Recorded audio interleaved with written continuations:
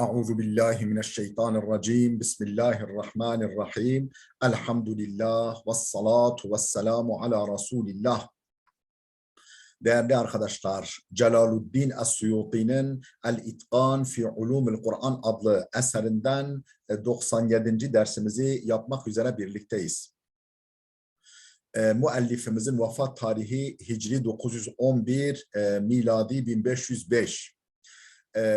Takip ettiğimiz nusha Tahkiku Merkezil Buhuthi ve Dirasat adlı müessesenin yayını. Bu eser 7 cilttir. Son derece faydalı, güzel bir tahkik çalışmasıdır. 3200 sayfadan meydana gelmektedir. Adeta el-itkanı ihya eden bir çalışmadır. İtkan üzerine.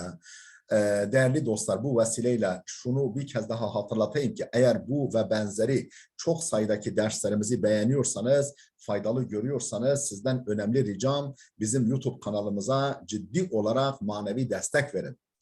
Sahip çıkın, ücretsiz olarak abone olun. Sözünüzün, nazınızın geçtiği herkesi abone yapın. Böylece milyonlarca insan bu Kevser pınarıyla, bu ilim ve irfan pınarıyla buluşsun, kana kana içsin.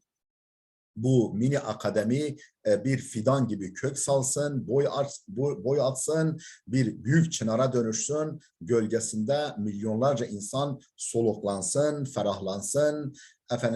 İyi ilim adamlarımız, iyi ilahiyatçılarımız yetişsin, geleceğimiz aydınlık olsun, geçmişimizin de ruhu şad olsun, ruhları şad olsun.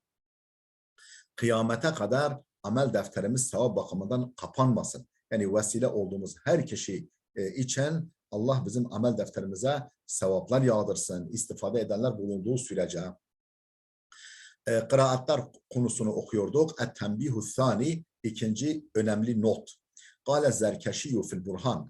El-Zerkeşi El-Burhan adlı eserinde demiştir ki El-Kur'anu vel-Kıraatu hakikatani mutegayyiretani. Kur'an ve kıraatler iki farklı hakikattir. Yani Kur'an ayrı şeydir, kıraatler ayrı şeydir. İki ayrı hakikattir, iki ayrı gerçekliktir. فَالْقُرْآنُ هُوَ الْوَحْيُ الْمُنَزَّلُ عَلَى مُحَمَّدٍ sallallahu aleyhi ve sellem lil-beyan vel-i'caz. Kur'an Hazreti Muhammed sallallahu aleyhi ve selleme beyan ve i'caz için. Beyan yani murad-ı ilahi beyan ve de i'caz için, yani peygamberliğini kanıtlamak için indirilmiş olan vahiydir. Vel-kıraatu, kıraatler ise ihtilafu elfazul vahyil mezkuri fil hurufi ve keyfiyatuha min tahfifin ve teşdidin ve gayriha. Kıraatler ise ihtilafu elfazul vahyil mezkur. Mezkur vahyin lafızlarının, yani telaffuzlarının değişikliğidir, değişmesidir. Nedir o mezkur lafızların değişikliği? O değişiklik nerede meydana geliyor? Fil hurufi, harflerde, keyfiyatuha veyahut da harflerin keyfiyetinde. Keyfiyetiha olması lazım. Veyahut da o harflerin keyfiyetinde min tahfifin ve teşdidin ve gayriha. Harfi hafif okumak, yani şeddesiz, ve teşdidin şeddeli okumak vesaire. Vel kıraatu es-seb'u mutevatiratun indel cumhur.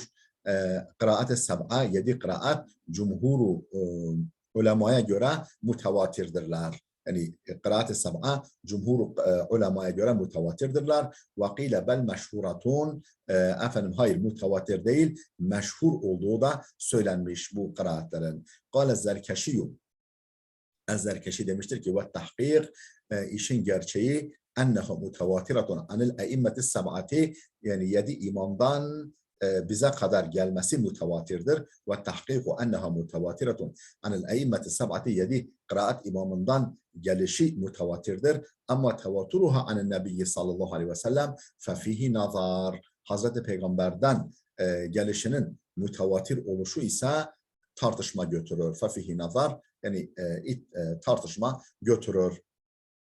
فإن إسنادها بهذه القراءات السبعة موجود في كتب القراءات وهي النقل الواحد عن الواحد. فإن إسنادهم بهذه القراءات السبعة bu 7 kıraatla yaptıkları isnat, yaptıkları böyle senet oluşturma, senet zinciri oluşturma bu 7 kıraata ilişkin mevcudun fi kutubil kıraat, kıraat kitaplarında mevcuttur. Ve hiye naklul vahide anil vahid. Yani mutavatir değil de vahidten. Yani tekten veya tevatür derecesine ulaşmamış olan bir bazı kimselerin aynı kalitedeki başka kimselerden nakledişinden ibarettir. Kultu. Ben de derim ki, Suyuti diyor, kultu, ben de diyorum ki, fi zalike nazarun. Bunda bir tartışma, yani Zerkeşi'nin bu yaklaşımında bir tartışma konusu var. Fi zalike nazarun, bu da tartışma götürür. Lima seyati, biraz sonra yapacağımız açıklamadan dolayı bu da itiraz götürür. واستثنى أبو شامة كما تقدم الألفاظ المختلفة فيها عن القراء efendim واستثنى Ebu Şam'a istisna etmiştir. Kema takaddeme daha önce de geçtiği gibi Ebu Şam'a istisna etmiştir. El-elfaz el-muhtelefe fiha anil kurra. Kıraat imamlarından, o 7 kıraat imamından nakledilen ama hakkında ihtilaf edilen lafızları istisna etmiştir. Yani el-elfaz el-muhtelefe fiha anil kurra. Kurradan gelen ama hakkında ihtilaf edilen lafızları istisna etmiştir. Vestethna İbnül Hacib, yani bu o ihtilafların mutavatir olmadığını, peygambere kadar gitmediğini söylemiştir. Vestethna İbnül Hacib, İbnül Hacib istisna etmiş. Ma kana min kabilil edai, eda kabilinden olan, eda. Yani eda keyfiyeti kabilinden olan şeyleri istisna etmiştir. Kel meddi vel imaleti ve tahfifil hemzi. Med gibi, yani harfi uzatmak, imale yapmak, yani Bismillahirrahmanirrahim ve mursaha gibi ve tahfifil hemzeti, hemzeyi hafif okumak. Yani enzertahum gibi hemzeyi hafif okumak gibi eda kabilinden olan şeyleri istisna etmiştir. Yani bunlar peygambere kadar gitmemişlerdir demiştir. Ve kâle gayruhu, başkaları da demişler ki, yani gayrumen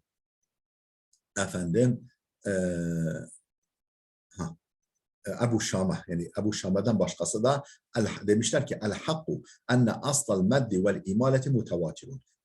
Doğrusu şu ki med ve imalenin aslı mutavatirdir. O da peygamberden gelmedir. Yani aslı, yani orada bir med veya bir imale olduğu mutavatirdir. Peygambere kadar gittiği kesindir. Velakinne takdira gayru mutavatirin. Fakat takdir, yani onun miktarı, tamam uzatılacak da 2 elif mi, 3 elif mi, 4 elif mi?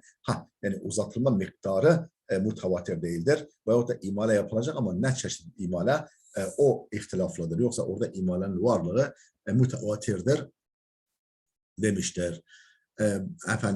Dipnotlarımızı okuyalım. Bir nolu dipnot kaynak Unzur el-Burhan cilt 1 sayfa 465. 2 nolu dipnot la yusellemu hadal itlaq ولعل الصواب عدم إطلاق القبول بالتغاير التام أو القول بالتوافق التام.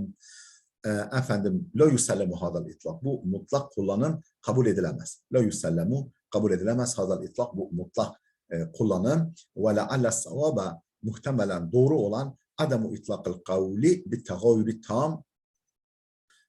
Tam bir değişiklikle hükmetmen, mutlak olarak hükmedilemeyeceği. Tam bir değişiklikle, yani tam bir değişikliğe mutlak olarak hükmedilemeyeceği, yani doğrusu bu.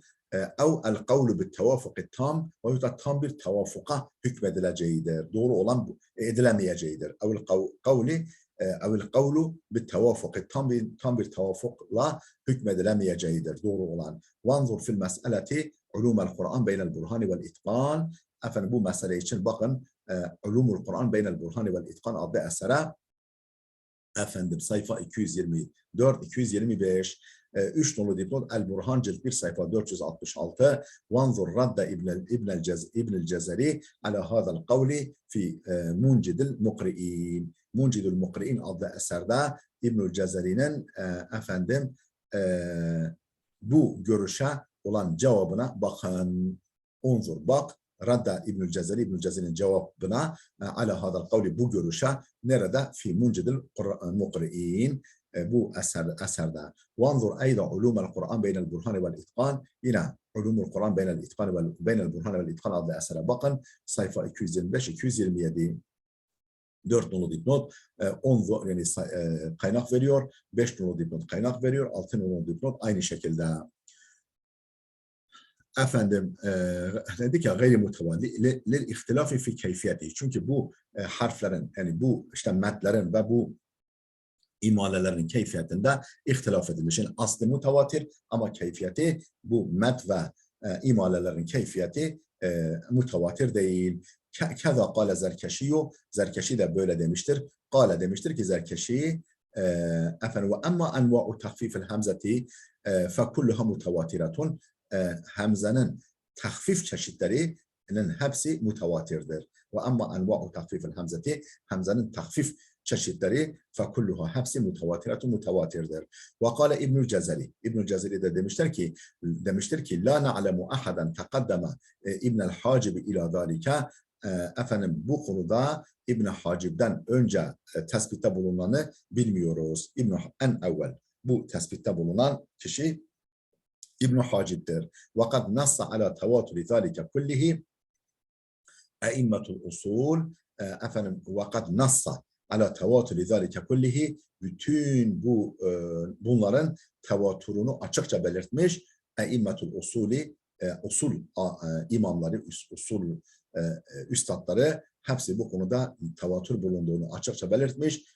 Kimin gibi? Kel Kâdi Ebu Bekir ve gayrihi. Kâdi Ebu Bekir el-Bakillani ve başkaları gibi. Ve huve es-savab, doğru olan da budur. Le'ennehu izâ sebete tevatürul lafzi sebete tevatür hayati edaihi. Çünkü lafzın tevatürü sabit olunca, lafzın mutavatir oluşu sabit olunca sebete tevatür hayati edaihi, eda biçimi de eda heyeti, eda yani efendim seslendirme heyeti de biçimi de mutavatir olmuş, mutavatirdir. Le'enne lafza la yakumu illa bihi. Çünkü lafız ancak o heyetle, o eda biçimiyle kaim olur. Ve la yasahhu illa bi vücudihi. Ancak o eda keyfiyetinin varlığıyla sahih olabilir o lafız.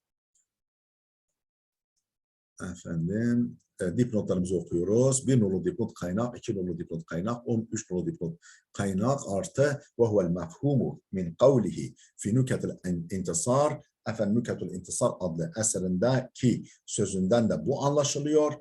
Sayfa 417. Belil emru fil kıraati yecibu en yekune adyaka min mesailel içtihad. Hatta kıraatlar konusundaki durum yecibu en yekune adyaka min mesailel içtihad. İçtihat meselelerinden daha dar olması gerekir. لأن مسائل الاجتهاد لا نص من النبي عليها sallallahu aleyhi ve sellem aleyh. Çünkü içtihat meseleleri konusunda peygamberden bir sarih hüküm gelmemiştir. Efendim, لأن مسائل الاجتهاد, çünkü içtihat meseleleri la nassa minen nebiyye aleyha, efendim içtihat meseleleri konusunda peygamberden sarih bir ifade gelmemiştir. وَمَا مِنَ الْقُرْآنِ كَلِمَةٌ وَلَا حَرْفٌ اِلَّا وَعَلَيْهِ نَصٌّ. Oysa ki Kur'an'da hiçbir kelime, hiçbir harf yoktur ki onda açık bir beyan bulunmasın. Peygamberden açık bir beyan bulunmasın. وَمِنْ قَوْلِهِ فِي بَابِ ذِكْرِ اِخْتِلَافِ الْقِرَاءَةِ السَّبْعَةِ وَمِنْ قَوْلِهِ فِي بَابِ ذِكْرِ اِخْتِلَافِ الْقِرَاءَةِ السَّبْعَةِ Kıraat-ı Sab'a'daki ihtilaf, Kıraat-ı Sab'a'nın ihtilafı babındaki sözlerindendir. Bu konudaki sözlerindendir. Lem yahtelifil Kurra'u sab'atu fi enel kıraat elleti sara ba'duhum ileyha Kur'anun munzalun min indillahi Teala ve enneha tunqalu halefen min selefen ve ennehum ahazuha min tariqir rivaya. Ne demiş? Lem yahtelif, ihtilaf etmemiş. El Kurra'u sab'atu, Kurra-i Sab'ah, yani 7 kıraat imamı ihtilaf etmemiş. Ne konuda? Fi ennel kıraati elleti sara ba'duhum ileyha. Efendim, bir kısmının ba'duhum ileyha, bir kısmının ulaştıkları kıraatlar, 7 kıraat Kur'anun munzelun min indillahi Teala, Allah Teala'dan nazil olmuş Kur'andırlar. Ve enneha tunqalu halefen min selefin, haleften selefen nakledilmektedir. Ve ennehum ahazuha min tariqir rivaya, ve bu kıraatleri rivayet tarikiyle almışlardır. Bu kıraat imamları. Efendim, et-tembihu thalithu. Üçüncü tembih, üçüncü önemli not. Kale Ebu Şame. Ebu Şame el-Makdisi demiştir ki zanne kavmun ennel kıraati seb'a el-mevcudete el-mevcudete el-ana hiye allati bedet fil hadis. Uridet fil hadis. Ebu Şam'a demiştir ki zanna kavmun, bir grup alim sanmıştır ki ennel kıraati seb'al mevcudetel an, mevcut 7 kıraat hiyelleti uridet fil hadis. Hadiste kastedilen odur. Yani Kur'an 7 harf üzere inmiştir. Onlardan hangisiyle okursanız kafi ve vafidir. Hadisinde kastedilen bu olduğunu, 7 kıraat olduğunu bazı kimseler zannetmişler. Ve huve hilafun. Hilafu icma ehl-i ilmi katibeten, bu tüm ehli ilmin icmaına muhaliftir. Katibe. Tüm ehli ilmin icmaına, ittifakına muhaliftir. Yani 7 harf demek, 7 kıraat demek değildir. Ve innema yazunnu zalike ba'du ehlil cehl. Bunu ancak bazı cahil kimseler sanmışlardır. Ve kâle Ebu Abbas İbn Ammar, Ebu Abbas İbn Ammar demiştir ki لَقَدْ فَعَلَ مُسَبِّعُ هَذِهِ السَّبْعَةِ مَا لَا يَنْبَغِي لَهُ. Bu yani kıraatleri 7'ye indirgeyen kimse bu yani kıraatı 7 yere sınırlayan kimse efendim uygunsuz bir iş yapmıştır. Yani la yenbagî, yani yapmaması gereken bir iş yapmıştır. لَقَدْ فَعَلَ مُسَبِّعُ هَذِهِ السَّبْعَةِ. Bu seb'ayı belirleyen kişi mâle yenbagî lehu, kendisine uygun olmayan işi yapmıştır. Ve eşkelel emru alel âmmeti bi ihamihi kulle men qalle nazaruhu enne hâzihil kıraati hiyel mezkuratu fil haber. Ve eşkelel emru alel âmmeti. Efendim, avam nasa, yani geniş halk yığınlarına durum problemli gelmiştir. Bu yüzden ve eşkelel emru, durum sorunlu hale gelmiştir. Alel âmmeti, avam için ne ile bi ihamihi kulle men qara'a men qalle nazaruhu, efendim nazarı kısa, yani derin düşünce sahibi olmayan, derin araştırması olmayan herkes sanmış ki enne hadihil kıraati, bu kıraatlar 7 kıraat hiyel mezkuratu fil haber, haberde zikredilen 7'dir. Yani 7 harftir sanmış. Yani bu 7 kıraat diye belirleyince, sınırlayınca direkt akıl 7 harfa gitmiş. Veleytehu, yani geniş halk yığınları nezdinde. Yani işin aslını bilmeyenler için veleytehu iz ihtasara nakasa ala seb'ati evzade. Keşke bu belirlemede bulununca, yani 7 belirlemesinde bulununca nakasa ani seb'ati, ya 7'den az deseydi, 6 deseydi, evzade yahut da 8-9 deseydi, yani ya eksik yahut da fazla yapsaydı. Yani 7 kelimesi, 7 efendim lafzı, o 7 harfler efendim lafzan buluşunca insanlar bunun ikisini birbirine karıştırmışlar. Liyuzile şüphete, yani öyle keşke az veya çok yapsaydı ki bu şüpheyi izale etmiş olsaydı. Ve vaka'a lehu eyda fi ihtisarihi an kulli imamin ala rivayeteyni ala raviyeyni ennehu sara men semi'a kıraate ravin thalithin gayrihima abtalaha.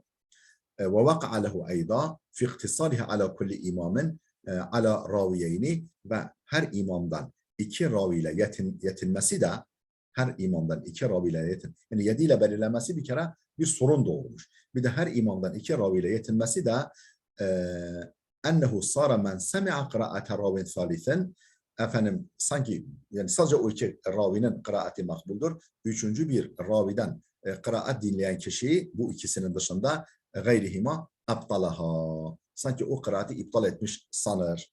Yani öyle bir vahm uyandırır. Yani sanki o 2 raviden başka bir raviden o kıraat dinlenirse sanki o kıraati iptal etmiş zanneder. Yani böyle bir vahme sebebiyet vermiş. Yani 7 imamda her birine 2 ravi, sanki efendim yani o 7 imam bir kere 7 demekle, 7 kıraat imamı demekle 7 harfle karıştırmaya ve sebep olmuş. Bir de 2 ravi demekle sanki üçüncüsü ve dördüncüsü o kıraati dinlendiği zaman o kıraat iptal edilmiş olur. Halbuki öyle bir durum yok. Vakat tekunu hiye eşhara ve asahha ve azhara. Oysa ki olur ki o üçüncü ravi daha meşhur, daha sahih ve daha zahir olabilir. Ve rubbama balaga men la yefhemu fehatta'a ev keffara. Bazen de işi anlamayan bir kimse daha da ileri giderek onu hatalı olmakla itham eder, hatta tekfir bile eder. Yani böyle bir risk var. Ve kâle Ebu Bekir İbn-i Arabi. Ebu Bekir İbn-i Arabi demiştir ki leyset hâzihi seb'atu muteayyineten lil cevazi. Hatta la yecuze gayruha. Ebu Bekir İbn-i Arabi demiştir ki leyset hâzihi seb'atu. Bu 7 kıraat değildir. Muteayyineten lil cevaz. Yani cevaz için kesin değildir. Yani sadece bunlarla okumak caizdir. Cevaz için muteayyin. Yani belirlenmiş, tayin edilmiş değildir bu. Yani sadece bunlarla okumak caizdir diye bir durum yok. Ki hatta la yecuza gayruha, ta ki bunların dışındakilerle okumak caiz olmasın. Ke kıraati Ebu Ca'far ve Şeyba ve A'maş ve nahvihim. Mesela Ebu Ca'far, Şeyba, El-A'maş ve benzeri kıraatlerle sanki okumak caiz değilmiş gibi sanılmasın. فَاِنَّ هَؤُلَاءِ مِثْلُهُمْ اَوْ فَاقَهُمْ. Bu Ebu Ca'far, Şeyba ve A'maş ve benzerlerinin kıraatleri onlar gibidir, o 7 kıraat gibidir, hatta onlardan daha üstündür. وَكَذَا قَالَ غَيْرُ وَاحِدٍ minhum Mekkiyun ve Ebu'l Ala el-Hamadani ve aharun min a'immetil Qurra. Ve keza kâle. Böyle demiş. Gayru vahidin. Yani birden fazla alim bu tespitte bulunmuş, böyle söylemiş. Bunlardan bir tanesi Mekkiyun ve Ebu'l Ala el-Hamadani ve aharun min a'immetil Qurra. Ve daha başka kıraat imamlarından bunu söyleyen kimseler de var. Dipnotlarımızı okuyoruz. Birinci dipnot kaynak, ikinci dipnot şahıs tanıtımı vel Mehdeviyyü fi beyanil musebbeb fi beyanil sebeb el mucibi li ihtilafil kıraat 153 sayfa 153 huvel Mehdevi. Bu el Mehdevi'dir. Ne konuda? Fi beyani sebebil mucibi li ihtilafil kıraat, kıraatlardaki ihtilafı gerektiren sebepleri beyan konusunda. Yani bu kitabın adı bu. Sayfa 153. Vanzur en-Neşr, cilt 1 sayfa 36. 3 nolu dipnot kaynak veriyor. 4 nolu dipnot kaynak, 5 nolu dipnot kaynak. Geçiyoruz. Ve kâle Ebu Hayyan. Ebu Hayyan demiştir ki leyse fi kitabı İbn-i Mücahid ve men tebi'ahu minel kıraat el-meşhurati illen nezrul yesir. Ebu Hayyan demiştir ki leyse fi kitab İbn-i Mücahid ve men tabi'ahu minel kıraat. İbn-i Mücahid'in kitabında ve men tabi'ahu ve ona tabi İbn-i Mücahid ve ona tabi olanların kitabında yoktur. Minel kıraatil meşhurati, meşhur kıraatlerden yoktur. İllen nezrul yesir. Ancak çok az bir miktar var. İbn-i Mücahid'in kitabında ve ona tabi olanların kitabında kıraatlerden ancak az bir kısım var. Fahada Ebu Amr İbn-i Ala. Mesela işte Ebu Amr İbn-i Ala iştehara anhu 17 raviyen. Ondan 17 ravi meşhur olmuş. Ebu Amr İbn-i Ala'dan 17 ravi meşhur olmuş. ثُمَّ سَاقَ أَسْمَاءَهُ. Sonra onların isimlerini tek tek kaydetmiş. وَاخْتَصَرَ فِي كِتَابِ İbn-i Mücahid وَاخْتَصَرَ فِي كِتَابِ İbn-i Mücahid عَلَى الْيَزِيدِ. Vaktusre demek lazım. İbn-i Mücahid'in kitabında sadece El-Yazidi ile yetinilmiş. وَاشْتَهَرَ عَنِ الْيَزِيدِ عَشْرَةُ أَنْفُسٍ. El-Yazidi'den de 10 şahıs meşhur olmuş. فَكَيْفَ يُقْتَصَرُ عَلَى السُّوسِيِّ وَالدُّورِيِّ. Nasıl olur da sadece Es-Susi ve Duri ile yetinilir? وَلَيْسَ لَهُمَا مَزِيَّةٌ عَلَى غَيْرِهِمَا. Oysa ki onların başkalarına bir meziyetleri, üstünlükleri yoktur. لِأَنَّ الْجَمِيعَ مُشْتَرِكُونَ فِي الضَّبْطِ وَالْاِتْقَانِ وَالْاِشْتِرَاكِ فِي الْأَخْذِ. Çünkü hepsi ortaktırlar. Zapt konusunda, zapt meziyetinde ve muhkem öğrenme, itkanda وَالْاِشْتِرَاكِ فِي الْأَخْذِ ve o kıraat üstadından alma konusunda hepsi ortaktır. Birbirlerine bir üstünlükleri yoktur. قَالَ وَلَا أَعْرِفُ لِهَذَا سَبَبًا. Ben bunun bir sebebini bilmiyorum. İlla ma qudiya min naqsil ilmi. İlla ma qudiya min naqsil ilmi. Yani ilim eksikliğinden başka bunun bir sebebini bilmiyorum. Ve la a'rifu li hada sebeben. Bunun bir sebebini bilmiyorum. İlla ma qudiya min naqsil ilmi. İlim eksikliği. Bilgi eksikliğine başka bir sebep bilmiyorum bu işin için. وقال مكي Mekki demiştir ki من ظن أن قراءة هؤلاء القراء كنافع وعاصم هي الأحرف السبعة التي في الحديث فقد غلط غلطا عظيما. Kim bu Kur'an'ın, bu kıraat imamlarının kıraatı mesela Nafi gibi, Asım gibi bu kıraat imamlarının kıraatını sanırsa, ne sanırsa hiyel ahrufu seb'atu, 7 harf sanırsa, elleti fil hadise geçen 7 harf zannederse, sanırsa, fakat galatan azimen, büyük bir yanılgıya düşmüştür, büyük bir hata işlemiştir. Kale yine demiştir ki ve yelzemu min hâzâ, bundan şu sonuç gerekir, buradan şu sonuç ortaya çıkar. Enne ma haraca an kıraati haulâ seb'ati mimma sebete anil a'immeti gayrihim, kendileri dışındaki imamlardan kesin olarak sabit olan 7 kıraatın dışındakiler vafaka hattal mushafa, yani efendim mimma sebete anil a'immeti ve gayrihim vafaka hattal mushafi, yani bunların dışındaki imamlardan kesin olarak sabit olan mushafın hattına uygun düşen efendim başka kıraatlar, bunların dışında kalan kıraatlar en la yekuna Kur'anen, Kur'an olmamaları sonucu çıkar, sonucu doğar. Ve hâzâ galatun azîmun, bu ise büyük bir yanılgıdır, büyük bir yanlıştır. Fe innellezîne sanneful kıraati minel e'immetil mutakaddimin, efendim eski üstadlardan, eski imamlardan, üstadlardan kıraatları tasnif edenler, kıraatları kategorize edenler, sınıflara ayıranlar, tasnif edenler ki Ebu Ubeyd el-Kasım bin Sellam, Ebu Ubeyd el-Kasım bin Sellam gibi ve Ebu Hatim es-Sicistani gibi ve Ebu Cafer el-Tabari gibi ve İsmail el-Kadi gibi efendim bu kıraatları tasnif edenler büyük, yani geçmiş üstadlardan kad zekeru ad'afe haulâi, bu kıraatların kat ve katını zikretmişler. Yani 7 kıraat değil, çok daha fazlasını zikretmişler. Ve kânen nâsu alâ ra'sil mi'ateyn bil Basra, efendim Hicri 2. yüzyılın başında Basra'da insanlar ala kıraati Ebu Amr ve Ya'kub, Ebu Amr ve Ya'kub kıraati üzere okuyorlardı. Ebu Amr ve Ya'kub kıraati üzere okuyorlardı. Ve bil Kufa'da ala kıraati Hamza ve Asım, Hamza ve Asım kıraati üzere okuyorlardı. Ve bil Şam'da ala kıraati İbn Amir, İbn Amir kıraati üzere okuyorlardı. Ve bil Mekke'te ala kıraati İbn Kesir, Mekke'de İbn Kesir kıraatine göre okuyorlardı. Ve bil Medine'de ala kıraati Nafi, Nafi kıraati üzere okuyorlardı. Ve istemerru ala zalike, ve buna devam ettiler. Felemma kâne ala ra'si 300 300. yüzyılın başına gelince, yani Hicri 3. yüzyılın başına gelindiğinde Esbete İbn-i Mücahid İsmel Kisai, İbn-i Mücahid Kisai ismini kaydetti ve hazafe Yakub'u sildi. Bir nurul dipnot ve cevabı Ebu Hayyan an suali vüccihe ileyhi, bu Ebu Hayyan'ın kendisine yöneltilen bir soruya cevabıdır. Onzur en-neşr cilt 1 sayfa 41, efendim cilt 2 nurul dipnot el-İbana sayfa 36.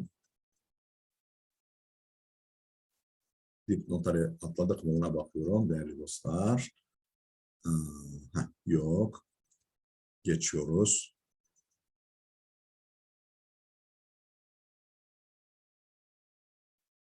Kâle demiştir ki وَالسَّبَبُ فِي الْاِخْتِصَارِ عَلَى السَّبْعَةِ مَعَ أَنَّ فِي أَئِمَّةِ الْقُرَّاءِ مَنْ هُوَ أَجَلُّ مِنْهُمَ قَدْرًا. Efendim bu 7 kıraat imamıyla yetinilmesi ve sebebu fil ihtisari ala seb'ati, yani kıraatların 7 ile sınırlanmasındaki sebep oysa ki fi e'immetil kurra, kıraat imamları arasında men huve ecellu minhum kadran, bu 7 kıraat imamından değer bakımından çok daha büyükleri de var. Olmakla beraber bu kıraat imamlarından çok daha değerli olanları da olmakla beraber, yani kıraatların bu 7 ile sınırlandırılmasının sebebi ve misluhum ekseru min adedihim, ve onların benzerleri, yani onlardan çok daha iyi olanlar var. Bir de onların benzerleri de sayıca onlardan daha çoktur. Bunun sebebi enner ruvata anil e'immeti kanu kesiran cidden. Efendim imamlardan rivayet edenler çok fazla idiler. Enner ruvata anil e'imme, imamlardan rivayet edenler kanu kesiran cidden çok idiler. Felemma tekasaratil himemu, himmetler yetersiz olunca, gayretler yetersiz kalınca iktasaru mimma yuvafiku hatal mushafi yetindiler mimma yuvafiku hatal mushafi mushafın hattına yani Hazreti Osman'ın mushafının hattına uygun olanlarınkiyle yetindiler alama yashulu hafzuhu daha doğrusu mushafın hattına uygun düşenlerden yetindiler. Neyle? Alama yashulu hafzuhu ezberlenmesi kolay olanlarla yetindiler. Ve tendabitul kıraatu bihi yani kendisiyle okunması mazbut yani böyle daha sistemli olanlarla yetindiler. Fenazaru ila men iştehara bi'thikati vel imameti ve tulil umri في ملازمة القراءة والاتفاق على الأخذ عنه فأفردوا من كل مصر إماما واحدا. Şimdi neyle yetindiler? Ezberlenmesi kolay, disipline daha kolay, kıraati daha kolay disipline edilebilecek olanlarla yetindiler. فَنَظَرُوا baktılar ila men iştehara bi'thikati yani güvenilirlik vel imameti üstadlık ve tulil umri uzun ömürlükle meşhur olanlardan fi mulazametil ne konuda uzun ömür fi mulazametil kıraati kıraata yani kıraat uygulamasında bulunmak konusunda yani daha uzun süre kıraatla meşgul olanlara baktılar ve ittifak alel ahzi anhu ve başkalarının kendisinden kıraat alma konusunda ittifak edilenlere baktılar fe efradu min kulli Mısır'ın imamen vahidan her bir şehirden bir tane imam seçtiler. وَلَمْ يَتْرُكُ مَعَ ذَٰلِكَ نَقْلًا مَا كَانَ عَلَيْهِ الْاَئِمَّةُ غَيْرُ هَؤُلَاءِ bununla beraber terk etmediler. مَعَ ذَٰلِكَ bununla beraber terk etmediler. نَقْلًا مَا كَانَ الْاَئِمَّةُ غَيْرُ هَؤُلَاءِ bunların dışındaki imamların üzerinde bulundukları kıraatları da terk etmediler. مِنَ الْقِرَاءَاتِ وَلَا الْقِرَاءَةَ bihi yani kıraatları terk etmediler. O kıraatların uygulamasını da terk etmediler. Mesela ne gibi? Kıraati Yakub ve Ebi Cafer ve Şeybe ve gayrihim. Mesela Yakub'un, Ebu Cafer'in, Şeybe'nin ve başkalarının kıraatları gibi. Kıraatları ihmal etmedi, terk etmediler ve o kıraatlarla okumayı da terk etmediler. Birini tamam seçmiş olmakla beraber öbürlerini terk etmediler. Kale. Yine demiştir ki وَقَدْ صَنَّفَ İbn-i Cübeyr el-Mekkiyyü kable İbn-i Mücahid mesela İbn-i Cübeyr el-Mekki tasnif etmiş, yani kaleme almış. Kable İbn-i Mücahid, İbn-i Mücahid'den önce kitaben bir kitap fil kıraati, kıraatlar konusunda bir kitap kaleme almış. Faktasara ala hamsetin, 5 kişiyle 5 kıraat imamı ile yetinmiş. İhtara min kulli Mısır'ın imamen, her şehirden bir imam seçmiş. Ve inne maktasara ala zalike, neden bu 5 kişiyle yetinmiş? لأن المصاحف التي أرسلها عثمان كانت خمسة إلى هذه الأمصار. Çünkü Hazreti Osman'ın bu şehirlere gönderdiği mushafların sayısı 5'ti. Ve yuqalu denilir ki innehu vecceha bi sab'atin. Aslında 7 mushaf göndermişti. Hadihil hamsete ve mushafan ile Yemen ve mushafan ile Bahreyn. Bu 5 tanesi bir de Yemen'e ve Bahreyn'e de birer mushaf. Yani dolayısıyla toplam 7. Lakin lem yusma' li hâzeynil mushafeyni haberun. Fakat bu son 2 mushaftan bir haber alınamamıştır. Yani akıbetleri meşhurdur. Ve arada İbn-i Mücahid ve gayruhu muraata adadil masahifi. İbn-i Mücahid ve diğerleri bu mushafların sayısını gözetmek istemişler.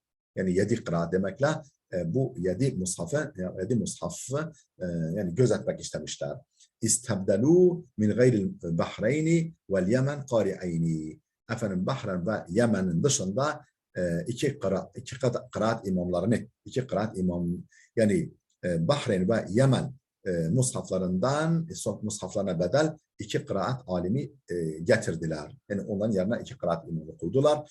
Mesela kemele bihima el-adad. Böylece sayı 7'ye tamamlandı. Fasadafe zâlike muvafakatel adedillezî veredel haberu bihi.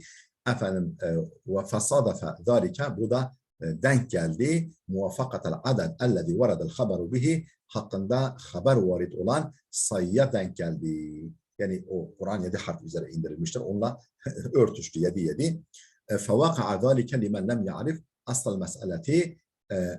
İşin aslını bilmeyen bir kimse için وَلَمْ يَكُنْ لَهُ فِطْنَةٌ yani zeka seviyesi düşük, zekası bulunmayan ve meselenin aslını bilmeyen bir kimse için karışıklık meydana geldi. فَظَنَّ أَنَّ الْمُرَادَ بِالْأَحْرُفِ السَّبْعَةِ الْقِرَاءَةُ السَّبْعُ 7 harften maksadın kıraat-ı sab'a olduğunu zannetti. وَالْأَصْلُ الْمُعْتَمَدُ عَلَيْهِ efendim sıhhatu senedi fis-semâ.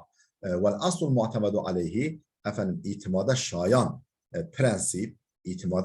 prensip nedir? Sıhhatu senedi fis-semâ. Sema konusunda senedin sıhhatidir. Sema konusunda, duyum konusunda, rivayet konusunda senedin sıhhatidir. Ve istikametul veçhi fil arabiyeti efendim Arapçadaki bir veçha yani bir vecihle de olsa Arap diline uygunluk ve muvafakatul resmi Hazreti Osman'ın mushaf yazısına uygunluktur. Ve ahsahul kıraati seneden nafi'un ve asimun. Senet bakımından kıraatlerin en sahihi Nafi' ve Asim'in kıraatleridir.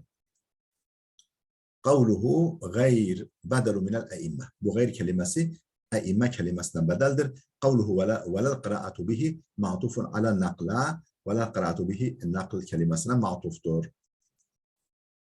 Ve asahhuha en sahihleri ise Ebu Amr vel Kisai'nin kıraatleridir. İntaha. Alıntı burada bitti. Ve kâlel Qarrab fi'ş-Şafi El-Qarrab isimli alim Eş-Şafi adlı eserinde demiştir ki et-temessuku bi kıraatin sab'ati minel kurra duna gayrihim leyse fihi eserun ve la sünnetun. Efendim başkalarını bırakıp başkalarını terk edip efendim bu 7 Kur'an'ın 7 kıraat imamının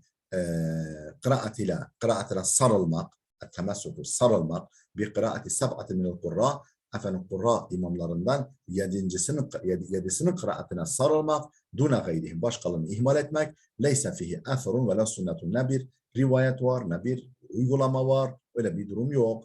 Ve innema huve min cem'an ba'del müteahhirine fenteşara. Efendim müteahhir alimlerden bir grup kimse tarafından bu gerçekleşmiş ve böylece yayılmıştır. Ve innema huve min cem'in bir gruptan kaynaklanmış. Minel müteahhirin yani son dönem alimlerden bir gruptan kaynaklanmış. Fenteşara ve böylece yayılmıştır. Ve evheme ve zannettirmiştir ki ennehu la tecuzul ziyadetu ala zalika. Yani bu yediye ziyade caiz değil vehmini vermiş, sanısını uyandırmış. Ve zalike lem yakul bihi ahadun. Buna ise hiç kimse hükmetmemiştir. Hiç kimse bu hükümde yani böyle bir durum söylememiştir. Yani bu konuda hükmetmemiştir. Ve kâlel kevaşi de demiştir ki ve kullu ma sahha seneduhu ve istakama veşhuhu fil arabiyeti ve vafaka hattal mushafil imam fehuve mine sab'atil mansusa.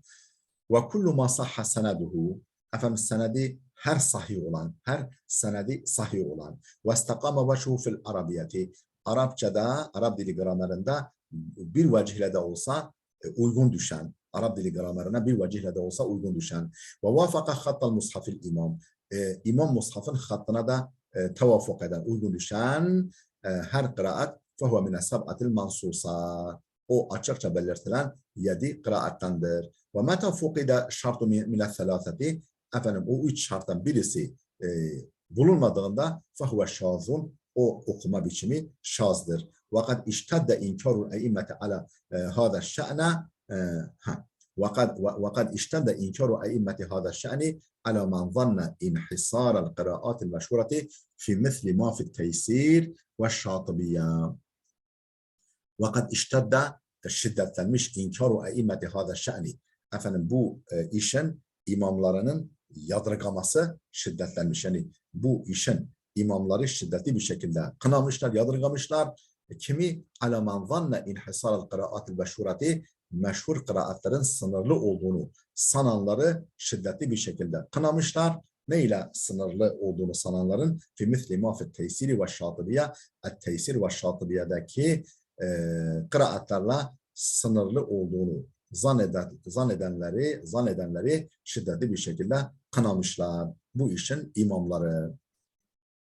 Ve ahiru man sarraha bidalike en son bunu açıkça ifade eden Şeyh Takiyüddin Es-Sübki'dir.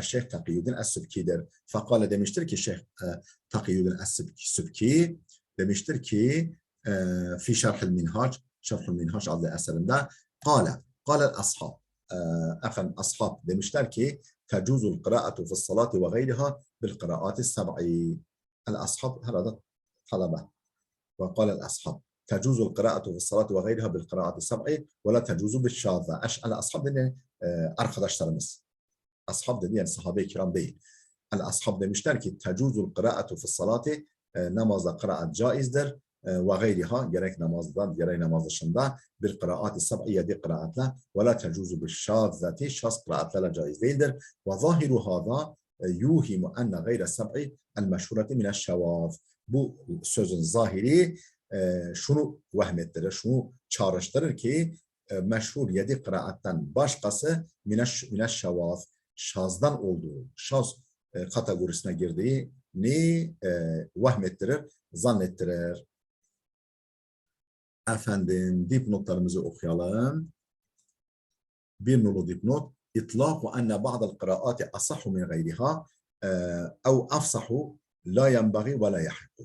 Efendim bazı kıraatların diğerlerinden daha sahih olduğu veyahut da daha fasih olduğunu mutlak olarak söylemek ne uygundur ne de haklıdır. Yani böyle genel bir mutlak bir ifade kullanmak. Kıraatların bir kısmı diğerlerinden daha sahih veya daha fasih olduğunu mutlak olarak söylemek hem la yenbaghi hem uygunsuzdur, yani hem uygun değildir hem de haklı değildir. وَانْظُرْ مَا نَقَلَهُ السُّيُوطِيُّ فِي نِهَايَةِ هَذَا النَّوْعِ Bu bölümün sonunda Es-Suyuti'nin dediklerine bakın, nakletine bakın. Kimden? Anil-Kevaşi ve Nehhas. El-Kevaşi ve En-Nehhas'tan nakletine bakın. İki nolu dipnot. İsmail İbni İbrahim bin Muhammed Ebu Muhammed Es-Saraksi Es-Şafii El-Mukri El-Fakih. Vefatı 414 Hicri min muallafatihi eserlerinden bir kısmı şunlardır. Menâkibu Şafii El-Cem'u beyne sahihayn. Efendim bu gibi iki eseri var. Onzur tabakat-ı Şafiiye'l Kubra cilt 4 sayfa 266 Gayeten Nihaya cilt 1 sayfa 160. 3 nolu dipnot. Onzur En-Neşr cilt 1 sayfa 60 sayfa 46 ve fil Burhan cilt 1 sayfa 479'da şöyle geçmiş Burhan'da fi kitab-ı kafi ne demiş Burhan el-Kafi'nin kitabında Kale İbn-i Qadi Şehbe İbn-i Qadi Şehbe demiştir fi tabakat-ı Şafiiye efendim cilt 1 sayfa 166 ve lehul musannefatul kethiratul mufide çok sayıda faydalı eserleri var. Minha bir tanesi ve kitabu bir tanesi demiş nokta demiş ve kitabul kafi fil kıraat fi mücelledatin kethiratin el kafi fil kıraat adlı kitabı çok sayıda ciltlerden meydana geliyor ve minha eşşafi fi ilmil kıraat ayda bunlardan bir tanesi de eşşafi fi ilmil kıraattır. Efendim 4 dolu dipnot onzur tabsiratel mutezekkir ve tezkiratel mutebassir efendim وانظر النشر cilt 1 sayfa 44 hani mahdut, ham mahduttur efendim 2b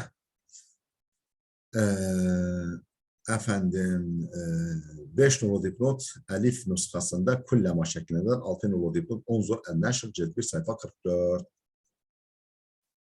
vakat nakal el-Bagavi el-Bagavi nakletmiştir ki الاتفاق على القراءة بقراءة يعقوب وأبي جعفر مع السبع المشهورات نقلت الباغوي الاتفاق على القراءة بقراءة يعقوب وأبي جعفر مع السبعة المشهورة مشهور يدي قراءة لا برابر مشهور يدي قراءة yanı sıra Yakub ve Ebu Cafer'in kıraatiyle de okunabileceği konusunda ittifak olduğunu El-Bagavi nakletmiştir. Ve hadal kavlu huve's-savab doğru görüş olan budur. Kale demiştir ki ve'lem ennel doğru olan budur.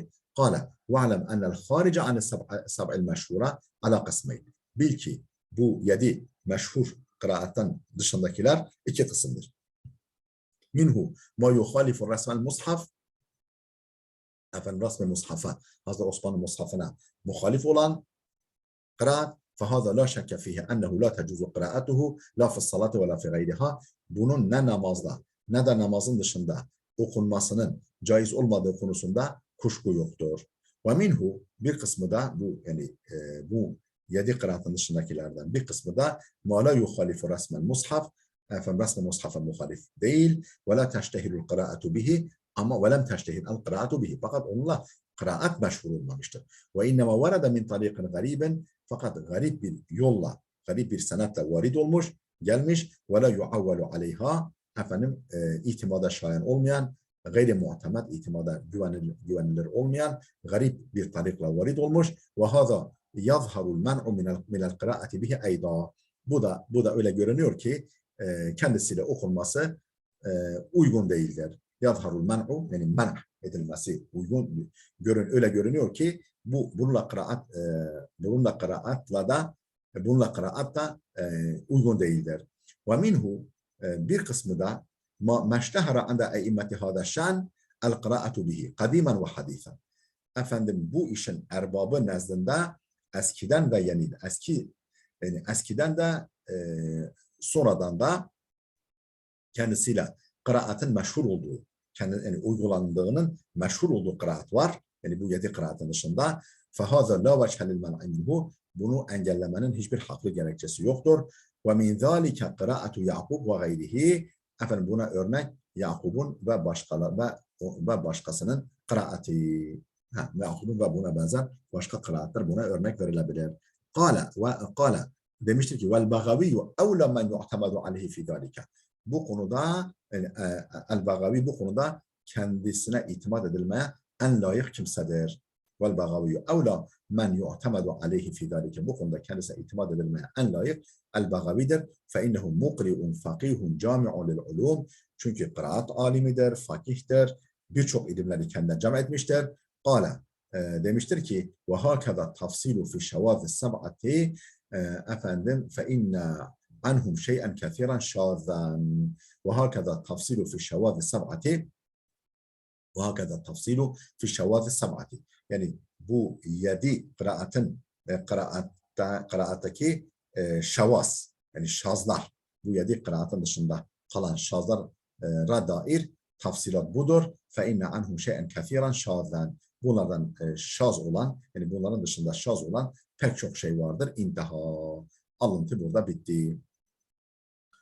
Efendim dipnotlarımızı okuyalım. Bir nolu dipnot. وَهُوَ شَرْحٌ عَلَى مِنْهَاجِ الطَّالِبِينَ fi furu' şafi'iyyeti lin-Nevevi Ennevevi'ye ait Şafii'nin furu' kaynaklarından Minhaj-ı Talibi'nin şerhidir bu eser. Ve yusamma el-ibtihac bu el-ibtihac adı veriliyor. Mahdud el yazmadır. Vasala fihi ila evaili kitab-ı talak bu kitabında talak kitabının başına kadar ulaşmış. Sonra ekmelehu ibnuhu Bahauddin Ahmed sonra oğlu Bahauddin Ahmed tamamlamıştır bu eseri. Vefatı 773 Hicri. Onzur tabakat-ı şafi'iyyet-i kubra efendim bakın tabakat-ı şafi'iyyet-i kubra'ya bakın. Cilt 1 sayfa 307 Keşf-ı Zunun cilt 2 sayfa 1873 El-Fihris El-Şamil El-Fıkhu ve Usulü cilt 1 sayfa 21-23 efendim diğerleri hepsi kaynaktır. 4 nolu dipnot hâzâ tabi'ul kısmın evvelil merdud bu da merdud olan birinci kısma tabidir. 5 nolu dipnot hâzâ huvel kısmı thani ve huvel makbul bu da ikinci kısımdır ve makbuldur. Efendim 6 nolu dipnot ey Es-Sübki yani bundan maksat Es-Sübki'dir. Efendim daha uzun gidiyor mu? Ne kadar gidiyor? Et-Tembihur Rabi'a gelelim. Et-Tembihur Rabi'a gelelim.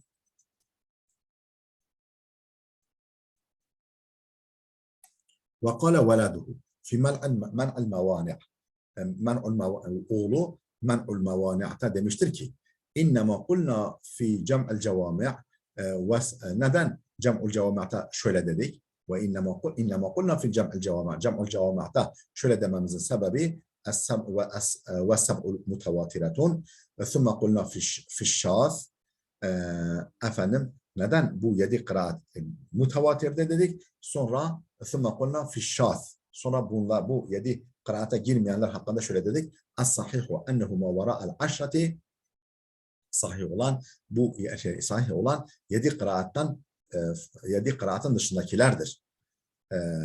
As-sahih ennehu ma vara aşrati ve lem naqul vel aşru mutevatiratun neden efendim 10 kıraat mutavatir demedik de Efendim 7 kıraat mutavatirdir.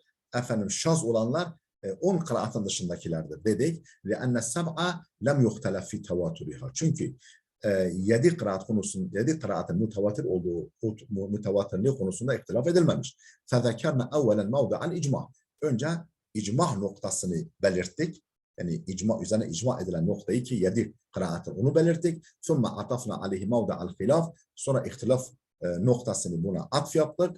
Arkasından ihtilaf noktasını getirdik. Kâle ala oğlu demişti ki gene ala ennel kavle bi enel kıraati thelâfe gayru mutevatiretin fi gayeti suqud. Ala ennel kavle bi enel kıraati thelâfe gayru mutevatiretin.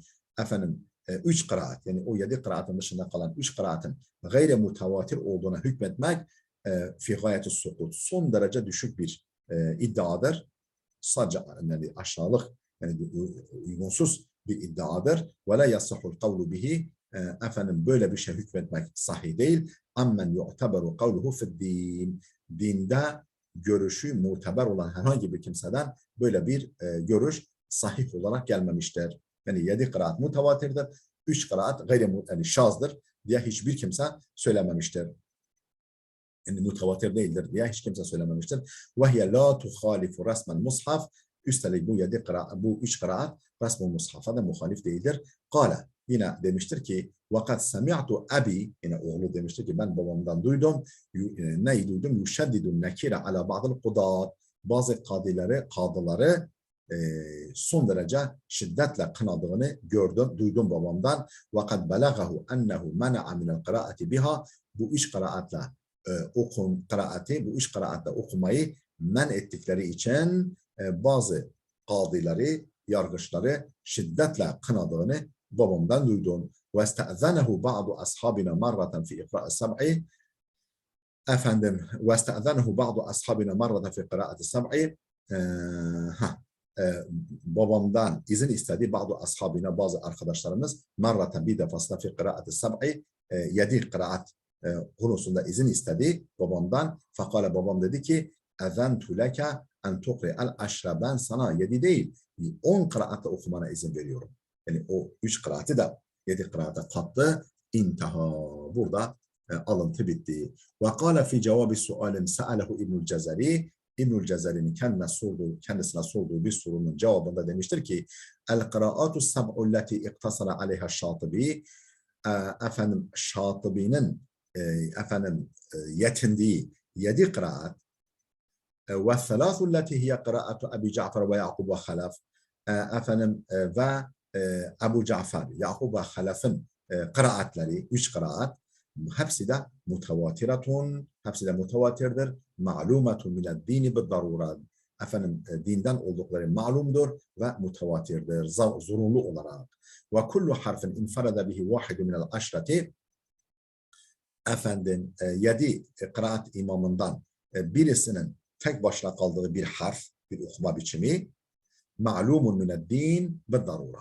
Efendim o da dinden olduğu malumdur, zorunlu olarak dinden olduğu malumdur. Ennehu munazzelun ala Resulillah, peygambere indirilmiştir sallallahu aleyhi ve sellem. La yukabiru fi şey'in min zalike, bu konuda iddiaya girmez. Ancak cahil bu konuda iddiaya girer demiş babam böyle. Yani İbnül Cezeri soru sordu, babam da o da böyle cevap verdi. Bir nolu dipnot, kimdir bu? Abdülvahhab İbn Ali İbn Abdülkafi, bir şahıs tanıtımı. Ebu Nasr Tacuddin Es-Sübki Es-Şafii El-Qadi El-Muarrih. Vefatı 771 Hicri. Min muallafatihi eserlerine bir kısmı şunlar. Cem'u Cevami' fi usulül fıkıh. Cem'u Cevami', meşhur Cem'u Cevami'. Mu'idun Ni'am ve Mubidun Nikam. İkinci bir eseri. Unzur Ed-Durarel Kamina, cilt 3 sayfa 39 ve Şezaratü Zehab, cilt 6 sayfa 221. İki nolu dipnot. Men'ul Mevani', sayfa 334. Unzur En-Neşr, cilt 1 sayfa 45. 3 nolu dipnot. Unzur En-Neşr, cilt 1 sayfa 46 ve Muncidel Mukri'in, sayfa 51. Et-Tembihur Rabi', 4. tembihte kalalım değerli dostlar. Burada duralım. Gelecek dersimize kadar Allah'a emanet olun.